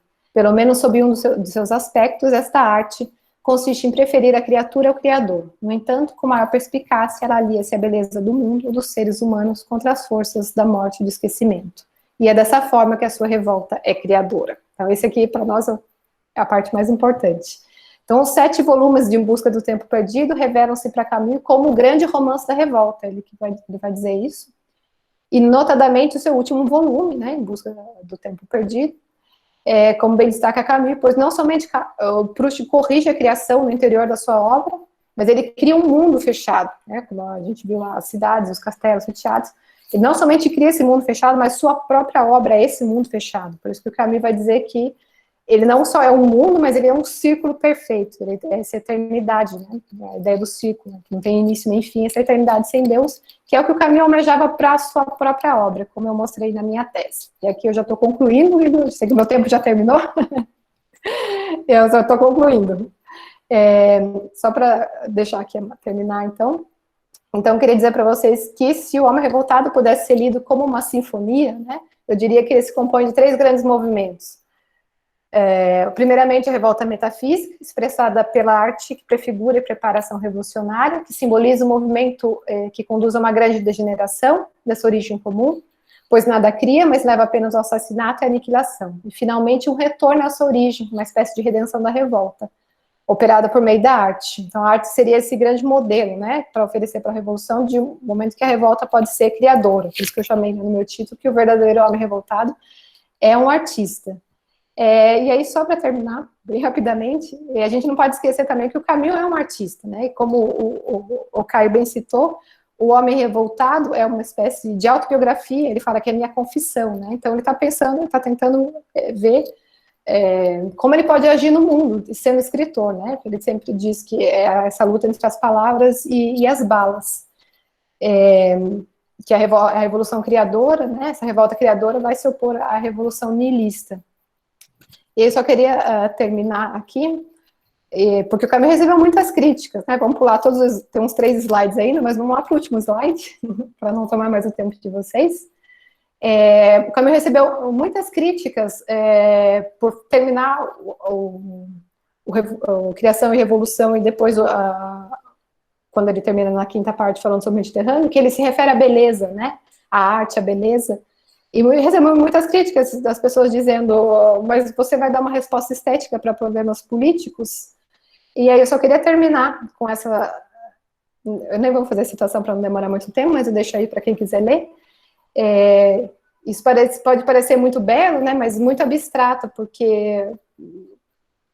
Então, eu queria só contar para vocês que no interior de um campo de trabalhos forçados na Sibéria, em 1941, uma das maiores expressões do fracasso da ação revolucionária, um artista, um pintor, o Joseph Chapsky, ele encontra precisamente no mundo recriado por Proust, na beleza, na arte, uma vitória contra o sofrimento vivido na história. Eu deixo a citação para vocês aí, porque eles são prisioneiros no campo de trabalho e eles vão fazer conferências sobre o Proust, depois o Chapsky vai publicar, como uma forma de revolta, né, e uma forma de encontrar na beleza, na arte, uma luta contra a opressão, contra as armas e contra essa revolução nihilista. É isso. Muito obrigada a todos pela atenção. Desculpa passar um pouquinho do tempo. Show! Felizmente, a gente sempre prepara mais coisas do que dá para falar. Mas é isso. E não é uma provocação para vocês, filósofos. Não. Depois eu Professora Samara, vou trocar o meu título. Não, mas ficou muito bom o título, e não só o título, a cabeça aqui está fervendo, porque quando a gente fala sobre filosofia, a gente está no mesmo barco, mas quando vem essa análise da literatura, a gente recebe essas informações e fica aqui pensando um milhão de coisas. Vamos lá. Agora a gente vai abrir para 30 minutinhos de discussão, né? Então, começando agora às 3h15, e a gente termina às 3h45 as discussões, e aí uma pausazinha de 10 minutos para tomar um café, uma água, e aí a gente tem as próximas apresentações, né?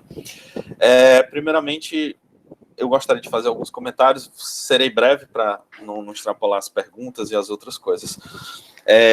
Caio, como eu estava lhe dizendo, sim, tem essa questão afetiva, né, do livro, o livro que você traduziu do Ronald Aronson é muito bom, serviu de querosene, gasolina, na época em que o GEAC batia muito, assim, 100% no Sartre, então a gente sempre usava como, né, tá certo, é isso aqui. Essa relação do Nietzsche com o Camus é de intimidade mesmo, né? A gente percebe desde o começo, desde o Camus jovem, desde o Camus resistente, desde o Camus da década de 50, e como você bem observou, o Camus pré-morte, né? Antes de morrer, né? Gaia Ciência por ali, né? Teve um momentinho da fala, né? Que foi sobre a questão da criação do valor, né? Se Deus está morto, né, relacionado ao Sartre. Perigosíssimo, né? Realmente é uma coisa perigosíssima, e o Jefferson bate de frente com isso, acho que quase integralmente, né? O quanto é perigoso essa questão de no final das contas, qual valor vai reinar, e aí vai depender de quem está no poder, vai depender de quem está no jogo, né? E aí, em determinado momento, eu achei muito legal, muito curioso, porque você utilizou o elogio do ensaio, né, do Manuel da Costa Pinto. Eu não sei se ele ainda está presente aqui, mas no momento ele estava, então achei muito, muito legal, interessante. É um livro fantástico. Quem não leu o elogio do ensaio, por favor, leia, porque o Manuel da Costa Pinto consegue, pronto, está aí. Seja bem-vindo, professor. O Manuel da Costa Pinto consegue, nesse livro, colocar muito bem a gênese do ensaio, como se dá a criação, os antecessores do Camus nesse sentido, né? E até utiliza outros, como, por exemplo, Adorno. É um livro fantástico mesmo. E aí tem no finalzinho da tua fala a releitura, né? Que também é perigoso, né? De uma certa extrema-direita, de fazer uma releitura do Nietzsche. E aí eu vou mais além, professor Caio. Existe também uma releitura no sentido do Camus, nesse sentido da extrema-direita. E cada vez mais a gente está se sentindo, às vezes sem argumento, porque parece defender o óbvio. Parece que a gente não tem argumento, porque, isso é óbvio, né? E aí a gente se sente nesse. Talvez seja uma coisa que a gente precisa estudar mais, né? Como é que essas pessoas conseguem usar esses argumentos contra nós mesmos. Né? Muito obrigado por todas essas ideias perpassadas na tua fala. Samara, fantástico. Fantástico. Obrigada.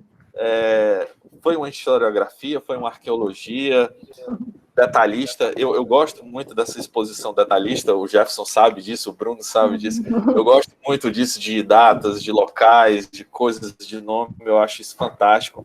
É uma riqueza de detalhes muito grande que faz com que a gente fique pensando, imaginando aquele momento. Por exemplo, quando você mostrou ali para a gente os manuscritos de 1944, falou da secretária, pronto, eu consegui imaginar na minha cabeça o Camus com os papeizinhos e falando, não, toma aqui e tal, entendeu? É fantástico. E outra, como eu tinha te falado, a gente, da filosofia, pega o texto, faz a exegese do texto, pega a referência e tal, mas a gente não tem esse cuidado, esse trabalho de perguntar como ele escreveu isso, como foi, como aconteceu. Talvez isso é uma coisa que nós, filósofos, precisamos trabalhar mais, certo? E muito obrigado por isso, porque você colocou muitas fontes e referências que, com certeza, a partir de agora eu vou utilizar a obra de uma outra, com outra perspectiva, um outro viés, né? E aí, o Carlos Eduardo até falou aqui, né, que foi bastante contemplado com a sua fala, porque em determinado momento você falou da literatura apologética e da literatura de concorrência, né, dentro desse embate. Fabuloso, fabuloso, porque eu discordo da questão do padre, né, que o Camus põe ali, né. Eu acho que, inclusive, a arte pode ser utilizada assim como meio sacro, não como uma concorrência religiosa. Sim. E aí, terminando, para não me delongar mais do que eu já estou, ficou muito claro no final da tua exposição a questão de não viver no pecado e crime. Não é essa a proposta, mas na justiça e na unidade. Né? E como a gente consegue isso? Né? Então, é uma coisa que a gente vai desenvolvendo com certeza e fica maravilhado com o que vai ser proposto. Agora vamos para as perguntas, né? Primeiramente, as perguntas para o Caio, né? A primeira pergunta do Caio foi do Leonardo Souza. Ele perguntou: Nietzsche foi um dos primeiros a criticar a tirania da razão sobre o sentido histórico. Qual dívida de Camus com Nietzsche no que tange a uma defesa da criação, da eternidade, do efêmero contra a efemeridade atemporal da utopia no futuro, do tempo histórico teleológico, né? A pergunta. Penso que essa crítica à representação temporal típica da modernidade está na raiz do diálogo, também crítico, que Camus faz com o marxismo e a ideia da revolução do homem revoltado. Assim sendo, qual concepção de tempo orienta a ideia de revolta? Se quiser que eu repita, professor. Eu anotei aqui alguma parte do que você falou. Acho que se eu não conseguir dar conta depois... É Leonardo, né? O Leonardo coloca de novo. Acho isso uma questão fundamental, né? Meu doutorado, ele se chamou Evangelhos da Revolta, né? E era sobre essa relação entre Sartre e Camus, e agora, curiosamente, nesse meu pós-doutorado, que é o meu segundo pós-doutorado, né? Aquele estudante permanente, aquela síndrome de estudante para o resto da vida, assim, né? Então, estou no segundo pós-doutorado e espero não parar de ser estudante nunca. Mas nesse pós-doutorado, de novo, eu estou fazendo um movimento que eu fiz no meu doutorado, que era de vir do Sartre, que no mestrado eu fiz uma tradução de uma peça do Sartre, a gente publicou, chama As Moscas, né? Que foi o momento em que Sartre e Camus se encontraram, né? No ensaio geral das Moscas, foi o momento que o Camus se apresentou ao Sartre, e que começou a amizade. Está no livro do Aronson, né, também. E aí, no doutorado, eu fui para essa questão do embate entre os dois, e a concepção da temporalidade entrou muito, assim. Eu acho que, independentemente, assim, da circunstância imediata, política, ideológica, e a Guerra Fria, que ajudava a tornar tudo muito maniqueísta, né, eu acho que tinha uma divergência de fundo entre os dois. Eu até vou citar para vocês um livro que eu estou traduzindo agora no meu pós-doutorado. Depois eu queria conversar com vocês até para a gente ver se a gente viabilizava, de eu disponibilizar para a turma, ou se a gente consegue, alguma editora, alguma forma de partilhar, porque eu acho muito importante. É do Éric Vernet, se chama Da Violência ao Totalitarismo, ensaio sobre o pensamento de Camus e de Sartre. Eu acho de uma preciosidade, assim, é uma tese que foi apresentada em Genebra, né, nos anos 70, assim, né, e eu acho que é de uma preciosidade por causa disso, porque ele vai até as raízes filosóficas do conflito entre eles dois. E tem um momento do livro, eu estou na tradução ainda, da parte do Camus ainda, mas ele... depois eu queria conversar com vocês sobre isso, assim, porque dá vontade, né? Eu amo a tradução, acho uma maneira muito bacana, assim, de não só de eu mesmo compreender, mas de contribuir, assim, né? Para que a gente tenha cada vez mais acesso a essas fontes fantásticas, assim. E o Vernet, ele vai citar o Kojève, né? Ele vai citar, num certo momento, o Kojève como sendo autor de uma distinção entre a mentalidade pagã e a mentalidade cristã, né? Existiam duas grandes tradições filosóficas, assim, no Ocidente, grosso modo, né? De um lado, a tradição pagã, que seria do Camus, que é uma tradição da identidade consigo mesmo, né? Do tornar-se o que se é. E, por outro lado, a tradição cristã, dominada pelo imperativo da conversão. Né? Para o pagão, de modo bem esquemático, assim, né? Para o pagão, a natureza é boa, é preciso segui-la. Para o cristão, pelo contrário, a natureza é má, convém lutar contra ela.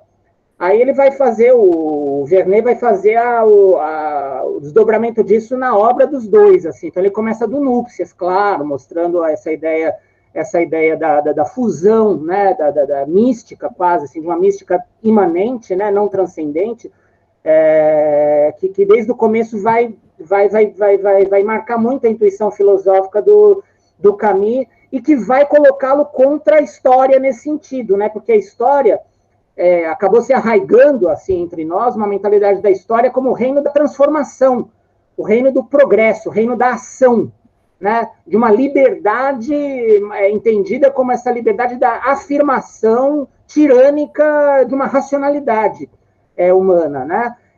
Então, essa mentalidade historicista acaba trazendo consigo essa ideia da linearidade do tempo, e no Camus não, né? O tempo no Camus é muito mais circular, né? Quando ele fala, e ontem foi citado, né?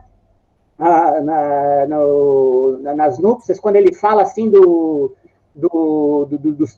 templo, né? Quando ele acho que foi em Genilá, que ele encontra ruínas de um templo romano, né? E ele vê a história sendo absorvida, sendo trazida de novo para o regaço da natureza, né? É quase uma parábola do filho pródigo relida nessa chave, né? O Filho Pródigo acaba sendo a história que tem o seu fim na morte, tem o seu fim na destruição, tem o seu fim na ruína, e que acaba sendo reabsorvida ciclicamente, e a coisa do tempo cíclico vai estar muito presente no mito de Sísifo, né? Na própria ideia da existência sisifiana, né? Como essa existência circular, que não leva a lugar nenhum, mas que pode ser feliz na sua própria maneira de lidar com o seu sofrimento, com o seu tormento, com a sua não possibilidade de saída desse eterno retorno. Assim. Então, assim, eu acho que é muito... O Nietzsche é muito importante nesse sentido, pela ideia de eterno retorno, mas essa ideia de eterno retorno não é criada pelo Nietzsche isoladamente, né? O Mircea Eliade é um autor que mostra que o eterno retorno é um arquétipo, assim, de muitas civilizações, de grande parte da história humana, essa ideia de que o tempo é circular, né? Isso é de uma presença, assim, na mentalidade arcaica humana, e arcaica não só como algo ultrapassado, algo decadente, arcaico no sentido de primordial. E parece que o Camus coloca essa mentalidade arcaica, cíclica, entre as coisas que são importantes de serem resgatadas, né? Então, quando ele fala da beleza, não é só a ideia de que, ontem foi até perguntado sobre as mulheres, né? Claro que ele era um belo de um Dom Juan, certamente um belo, né, o Camus, um belo de um Dom Juan, assim, também. Então, e ele coloca o Dom Juan como um dos heróis do absurdo, assim, né? Então, a sedução, a dimensão metafísica da mulher, assim, não pode ser nunca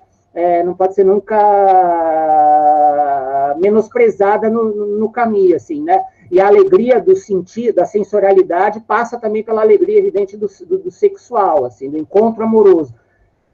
Né? Mas então eu acho que assim ter essa distinção muito marcada, assim, né? Quando ele fala isso que eu estava querendo falar, a beleza, não é só do momento, sabe, que você vê um belo pôr de sol, né? Uma paisagem de montanha, quer dizer, a beleza é de uma ordem ontológica na natureza que a história nem sempre sabe preservar, e que o homem mediterrâneo, né, ele é convidado a se abrir para essa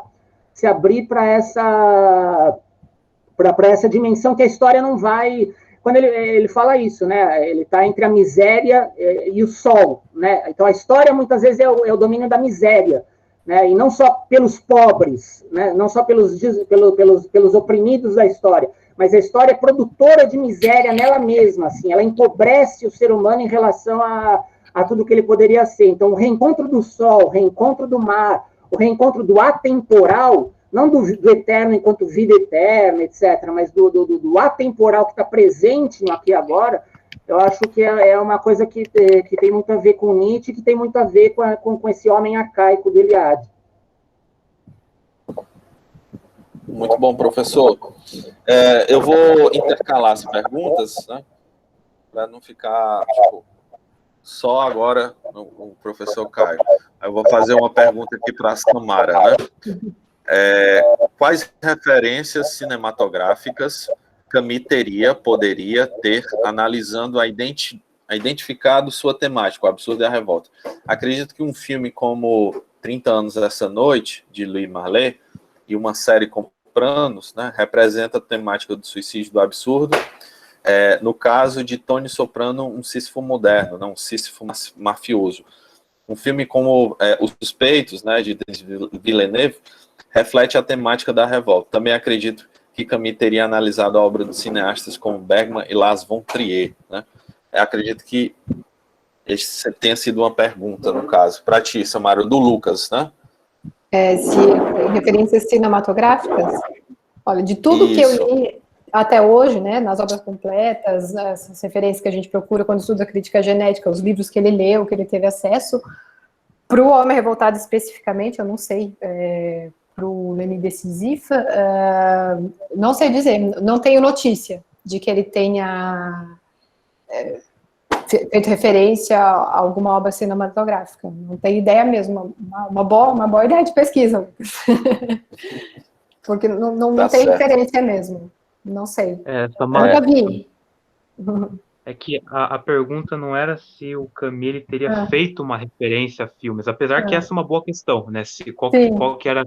Porque o Camus ele nasce em 1913, morre em 1960, o cinema ele já é um elemento da cultura, né? Então, isso é uma coisa que poderia ser analisada, se Camus tinha uma relação com o cinema ou não, mas a pergunta Mas certamente, porque ele era um homem de teatro, né? Até no final da vida, a gente tem notícia, bem pouco, de que ele queria trabalhar com televisão, com cinema. Isso um pouquinho antes de morrer. Não sei se vocês sabem. Mas a gente não tem muitas informações sobre isso, mas certamente. Mas a pergunta mesmo era, tipo, independente se Camus tinha uma referência cinematográfica ou não, quais filmes ou séries, qualquer produto audiovisual que você acha que se encaixa na temática, não só do absurdo, até porque o tema aqui é o homem revoltado, mas o tema da revolta. Então, onde você acha, você vê algum filme, alguma série que ele poderia ter visto, assim, mesmo um filme depois que ele morreu, assim, que ele poderia ter visto, aqui está o tema da revolta, eu poderia comentar isso aqui. Aí eu dei alguns exemplos ali no chat. Eu vi. Olha, de tudo que eu li até hoje, acho que os outros camusianos podem comentar também, porque cada um vai lá puxar a sardinha para o seu lado, né? Cada um lê os cadernos com o seu próprio interesse. Não me lembro agora de alguma referência cinematográfica, não me lembro mesmo, de que eu tenha visto nos cadernos ou nas correspondências. Tá aí uma boa questão. Acho que imagino que você seja dessa área, seja por isso que você esteja perguntando. Samara, aproveitar aqui por causa do tempo, correr. O Carlos Eduardo era comentando aqui, Samara, como me emociona a sua exposição, pois essa leitura é basicamente o centro da análise daquilo que tratei na minha comunicação, tomar partido dos homens, né, o antiteísmo e o humanismo, como a atitude do homem revoltado, porém com a riqueza de outra perspectiva do âmbito literário que tão bem se domina. Parabéns. Né? Existem outros comentários felicitando você também pela exposição. Né? Eu posso ler depois. Aí vamos aqui retornar ao professor Caio também. Tem uma pergunta do professor Manuel da Costa Pinto. Né? Fala, oi Caio, que prazer ouvi-lo, já que analisou a presença de Nietzsche em Camus. Como avalia as fontes mediterrâneas de O Homem Revoltado, a noção de trágico e também a problemática defesa de uma natureza humana inspirada nos gregos? Manuel, que saudade! Saudade de ti, um dos caras mais fundamentais, assim, da minha vida, assim. Desde lá de trás, lá do TCC da Casper Libero, né? Manuel estava lá e me cobrou a ausência do Camus, assim, no meu TCC sobre as moscas, né? E desde lá foi muito marcante, assim, para mim. Manuel, eu tenho vontade de te pedir para falar com a gente aqui. Está muito quietinho hoje, mas ele fala domingo, né? Ele vai ter uma live com o grupo no domingo. Isso. Mas seria muito gostoso ouvir o Manuel agora, assim, né? Eu gostaria muito de conhecer geograficamente, eu sei que o Manuel conhece, a Samara está lá pertinho, assim, o que o Mediterrâneo concretamente inspira, assim, o que ele tem, que segredo é esse, assim, que a Physis do Mediterrâneo tem, que possa, se vocês quiserem também entrar por... Eu tenho conceito na cabeça, né? Infelizmente estou aqui... Mas se eu puder comentar rapidamente, a primeira vez que eu cheguei aqui, né, quando eu desci do avião, na verdade... você passa a entender a obra do Camus de uma outra maneira. Eu me lembro muito bem dessa impressão de descer do avião, pegar um ônibus, né, do aeroporto para a cidade onde eu ia morar, e perceber que aquilo ali tinha mudado a chave, assim. Eu passei a entender, quando o Camus falava certas coisas, quando ele falava da luz, porque realmente a luz aqui é diferente. Você entende realmente. Ele fala das pedras, né, da poeira, do sol, da cigarra, de tudo, então, do mar, né, do mar Mediterrâneo. Você entra na obra do Camus de uma outra maneira. Por isso que eu tenho um sonho também de conhecer a Argélia, porque deve ser maravilhoso, deve ser entrar realmente. Ainda mais eu que estudei o último romance dele, né, o romance autobiográfico. Mas realmente tem algo diferente mesmo no Mediterrâneo, é uma luz diferente. Eu estou morrendo de inveja aqui, né? Espero que a câmera não esteja passando assim, frio, assim, mas realmente se é para falar de vivência, eu vou pegar a minha vivência particular, assim, né, muito mais modesta, que está aqui, né? Estava achando esses dias o cartaz da montagem da minha peça no Teatro Macunaíma, aqui de São Paulo, lá no começo dos anos 2000, assim, eu tive essa sorte, eu estava fazendo teatro, graças ao Nietzsche, fui fazer teatro por conta da leitura do Nascimento da Tragédia, e essa vivência do teatro culminou nesse momento precioso, assim, de fazer o Calígula, né, e de viver esse personagem, assim, foi um presente também. Outro Manuel da minha vida, o diretor Jairo Maciel, assim, um cara aqui de São Paulo, meio do teatro underground, que apostou em mim naquele momento. Inclusive, no meu teste, eu levei o Zaratustra, levei para tentar convencê-lo de que eu tinha que ser Calígula, eu levei uma cena baseada na fala do Zaratustra, brincando com... A gente estava falando dos filmes, agora eu brinquei um pouco com o Blow Up, do Antonioni, aquela cena da bolinha de tênis invisível, né? O rapaz vendo aquele jogo de tênis, assim, então alguma graça baixou, algum espírito baixou em mim todo aquele semestre da montagem do Calígula e me levou desde do teste até os palcos, assim, no final, de uma maneira diferente de tudo que eu vivi depois. Eu reato isso com a ideia da natureza, que o Manuel perguntou, que assim, não tendo... Sendo um camisiano de condomínio, como eu sou, assim, né, fechado, numa vida reclusa como a minha, eu não tenho muito como dizer assim do que é uma vida na natureza, né? Na natureza selvagem, outro filme que eu amo, assim, né? O sonho de consumo meu era viver de consumo, né? A coisa mais alienante possível, falar em sonho de consumo, de uma experiência anticonsumista, que é sair desse circuito e reencontrar a natureza. Mas eu acho que o caminho tem para mim essa promessa de natureza, né? Mais ou menos quando eu leio o Adorno, por exemplo, né? Quando eu leio os frankfurtianos, o Marcuse, né? Ele tem uma promessa assim de uma vida desreprimida, assim, né? O que seria uma vida desreprimida? Então, assim, para mim o caminho, e não só no sentido sexual, do desejo, mas no sentido da naturalidade, de reencontrar em mim mesmo e na nossa sociedade como um todo uma certa possibilidade da simplicidade, da modéstia, né? Por exemplo, o Dr. Rie, quando recusa ser visto como um herói, né? Quer dizer, a modéstia, fazer o que tem que ser feito, né? Ajudar a defender a vida contra a morte, assim, né? Então, eu acho que a natureza no caminho, para mim, assim, na minha vivência muito pessoal, tem até essa experiência do teatro, que foi aquele momento de libertação, né, de saída daquela minha casca, da minha couraça haitiana, assim, né? Então foi um momento assim que o caminho me trouxe muito a natureza nesse sentido, assim, de viver as emoções do palco, e para o caminho, o palco é um lugar sagrado, né? O palco e o campo de futebol, né?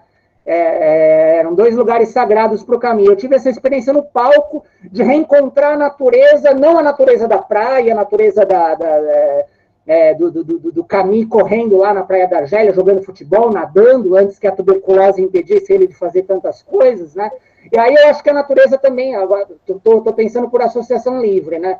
Quer dizer, quando a gente fala em natureza, também eu sou meio contra também achar que não, vamos virar natureba, no sentido de a natureza, a mãe Gaia, né, que nem o Leonardo Boff gosta de falar Gaia, a mãe boazinha do mundo. Quer dizer, a natureza tem um elemento também dentro de si profundamente absurdo, no sentido de não obediente às nossas expectativas de unidade. Então, a natureza manda um coronavírus para a gente.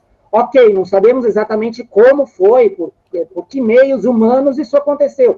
Mas a natureza manda uma desgraça como essa e está pouco se lixando com o que isso vai causar na vida das pessoas, né? Então, assim, a natureza tem uma ambiguidade que eu acho importante.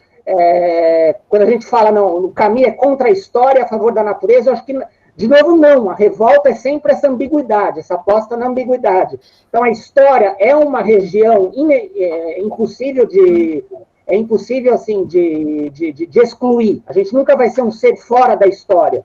Né? É preciso combater para que a história não seja a história governada pelos perversos. E a natureza também, quer dizer, a natureza vai ter essa ambiguidade entre vida e morte, entre sol e mar, por um lado, e a tuberculose do Camus, que foi um dos momentos mais impressionantes, assim, para ele, de aprendizagem filosófica, de estar lendo o Epicuro, não, o Epicuro não, os estoicos, né, está lendo os estoicos, o Epiteto, em pleno hospital, lá internado, né, e aprendendo, fazendo o aprendizado de que a nossa capacidade de suportar, a capacidade que o espírito tem de suportar as adversidades, é um bem que tem que ser preservado a todo tempo, assim, né? Então, acho que a natureza e a história são ambivalentes, são entre si, e cada uma delas. E o homem revoltado vai ter que operar nessas ambivalências o tempo todo. Assim. Sim, se eu pudesse acrescentar uma coisa ao comentário do Caio, porque eu mostrei isso na minha tese,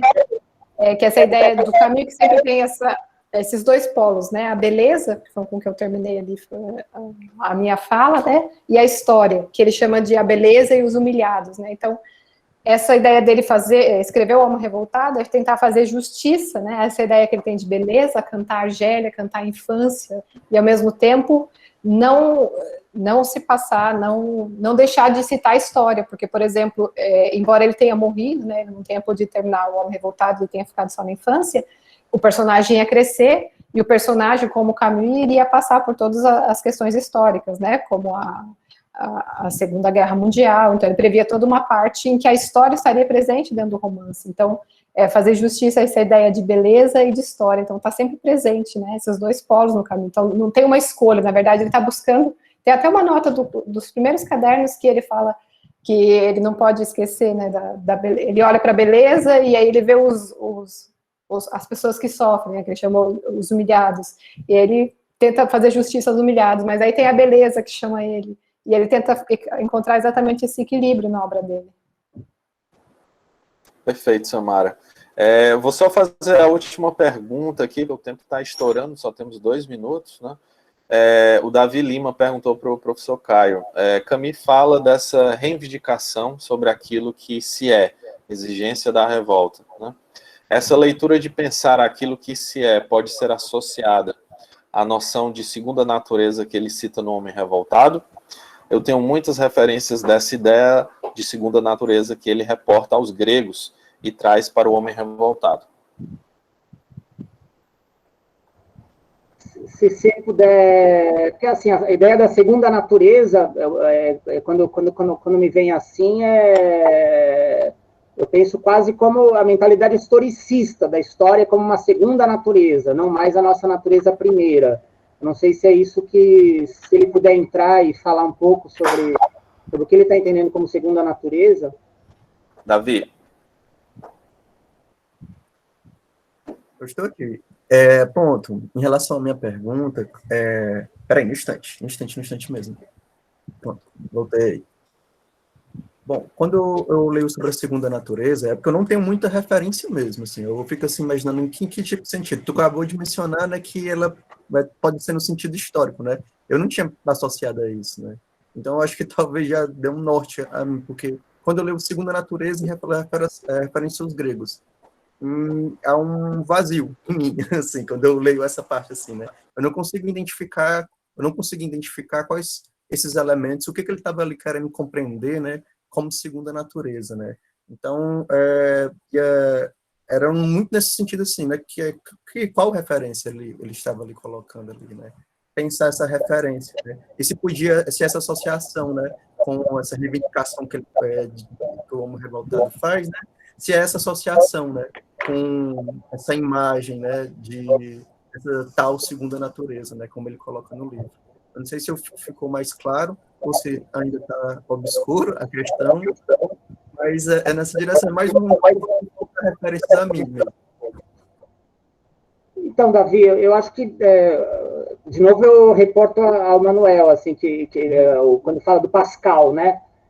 Quando eu penso em segunda natureza, uma outra associação que me vem é o Pascal, quando ele fala do hábito, né? Que se instala na vida da gente como uma espécie de segunda natureza, assim. Então, e nos autores históricos, nos autores historicistas, no Hegel, no Marx, né, isso está muito forte, assim, como uma referência de que o homem deixa de ser, o homem deixa de ser simplesmente um ser natural através da dimensão do trabalho, da dimensão da cultura, da dimensão da consciência, né? Vários autores, assim, né?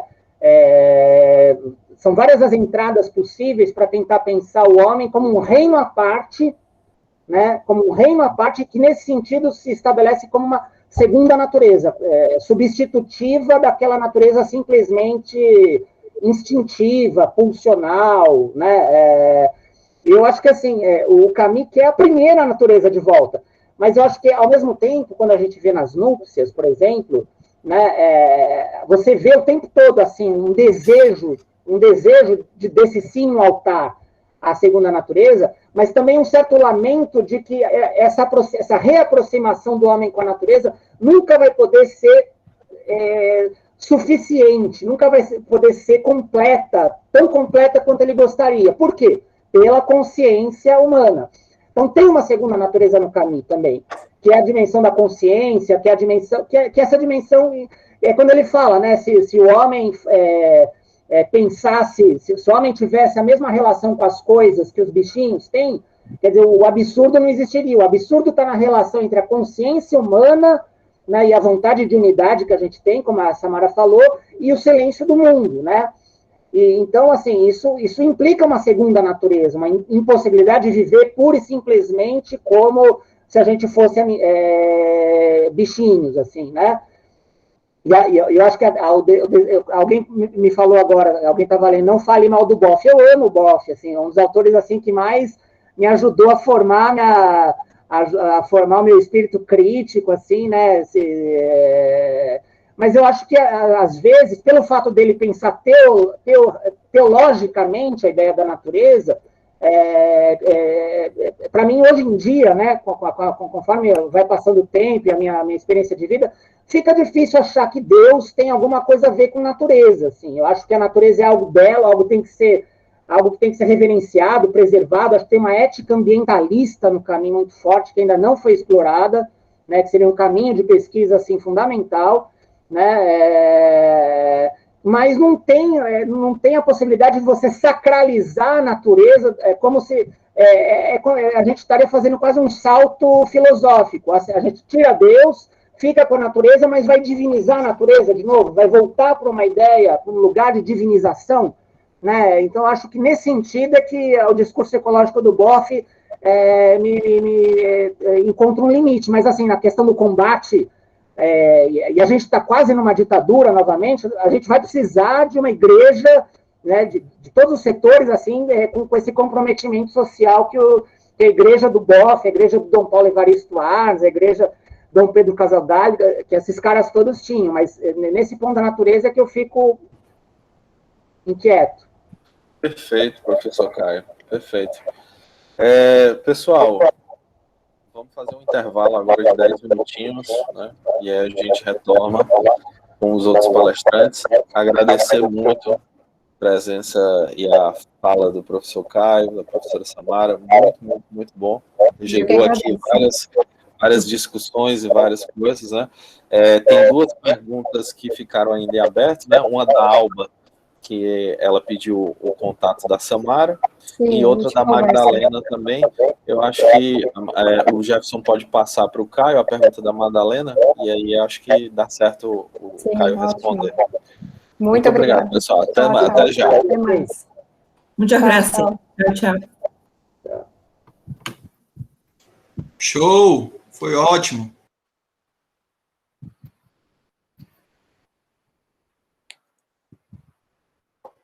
Professora Samara? Samara, professora? Oi? Professora, olha, assim,